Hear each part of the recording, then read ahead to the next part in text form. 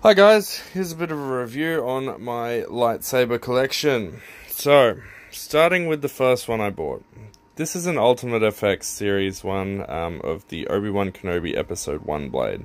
So you pop this down, sometimes it works, sometimes it doesn't. Didn't come with a crystal, for some reason that one had popped out before I got it. Now the blade on this looks very segmented, not that you can see it in the video, but it in effect looks like crap. This is a black FX series, a lot louder, a lot longer. You can tell the blade's like got a fair bit to it. No segments to this really, apart from when you're starting it up, you can sort of tell by the way the LEDs go. Soundboard on this one.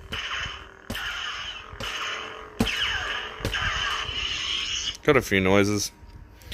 This is the EFX version of the same hilt, so this is what the stunt doubles ran around with in the movies, or you know what Obi-Wan probably, Ewan McGregor probably had connected to his hip at some moments. This isn't the type of one that had the rod in it. This is just what they generally, you can see, so it's sort of a reddish see-through crystal here, as opposed to the most recent version which has the blue crystal here. I highly recommend getting one of these if you get your hands on it. If you're a fan of the hilt, it is my favourite, and this, as far as cosplay goes, is exactly what I would want a lightsaber to feel like. This is pretty much perfect, although there's no movement to the buttons. There's a bit more thickness to it. It feels a lot more properly made, which is nice, because some of these bits have gotten a bit loose from time to time from dueling.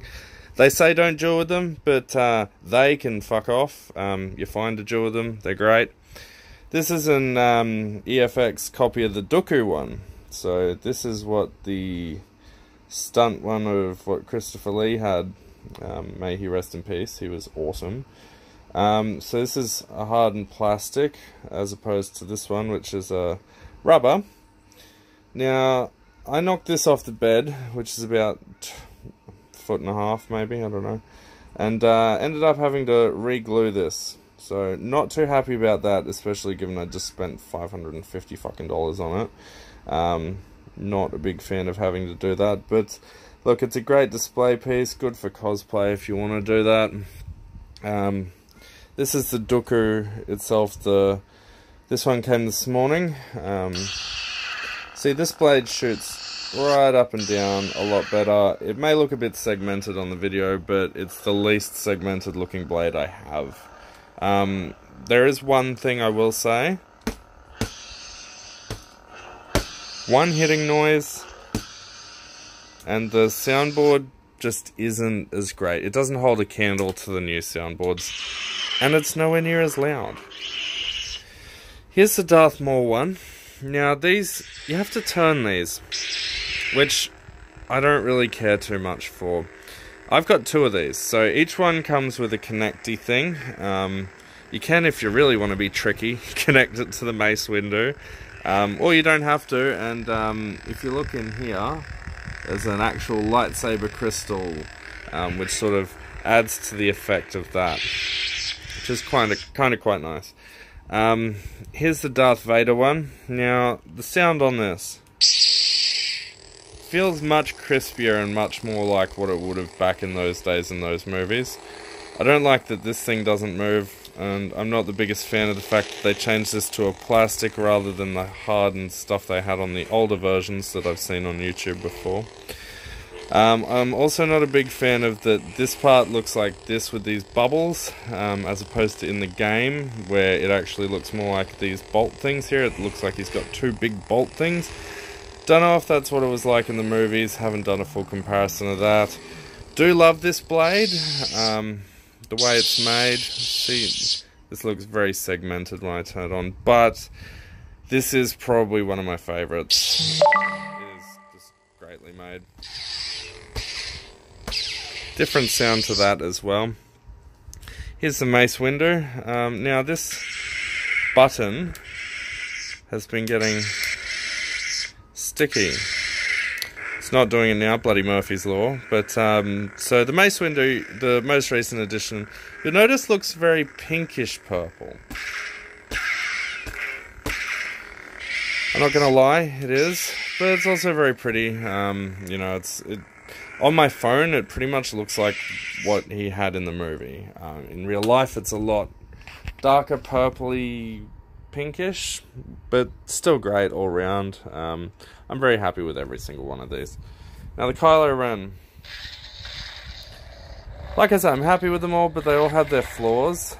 So one flaw of this is that it's massive in your hand, so it's same as like the Dooku. Like, look at the comparison of the EFX to the, you know, it's almost double the thickness. I get that they had to put electronics in it, and that's fine, but, you know. The reason I say, you know, is kind of because if you look at someone like Saberforge, who admittedly you will probably pay double as much, they actually get them pretty close to spec, and yet they'll put the electronics in it and, you know, everything like that. I'm sure those guys do an amazing job. Now, this has a really cool flicker, much like Kylo Ren's did in the movie. I do like that. I'll show you more. Hang on. Yeah, I'm burning my fingers off. Ha ha ha ha. Yeah, see, it's got really great effects, but the sound is just off what it was in the movies, which does sort of shit me a little bit, but oh well. You know, the buttons are all cool, except for the twisty ones, because it kind of makes it difficult to even try to fight with those. And then, you know, if this one wants to work, oh, it does. There we go. So that's my collection. I'm happy with them. If you have any questions, hit me up, just ask. I'm happy to, you know, whatever stuff and things. And yeah, but I recommend getting any of these or all of them, because they're all awesome. And if you don't like Star Wars, you can bugger off, because you just wasted 8 minutes of your life. And yeah, that's all I have to say about that, and have a good one. Bye.